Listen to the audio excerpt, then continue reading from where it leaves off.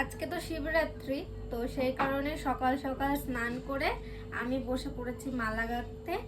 আমার মা সকালবেলা কোথা থেকে জানি না 1 প্যাকেট আকন্দ ফুল নিয়ে এসছে, তো তার জন্য সকাল সকাল মালা গাঁথতে বসে পড়েছি। এখানে অলরেডি একটা বড় মালা গেঁথে রেখে দিয়েছি, কারণ ও যাবে এখন মন্দিরে। এখানে শিব মন্দির আছে, ও যাবে। ও সকাল থেকে খুব ইচ্ছে হচ্ছে মন্দিরে যেতে, তো আমি আর বারণ করিনি, যাক, ও একাই যাবে। আর এদিকে ফুল মিষ্টি কিনে নিয়ে এসছে, এই যে ফুল মিষ্টি। এখানেও মালা আছে মা কালীর জন্য।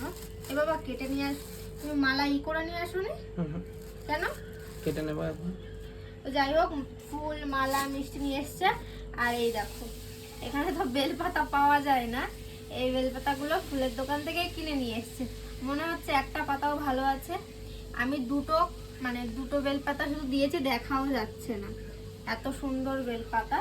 তো কিছু করার নেই, প্রত্যেক বছর আজকের দিনে আমরা বাড়িতেই থাকি, খুব মজা হয় বাড়িতে, বড় করে শিবরাত্রির পুজো হয় আমাদের।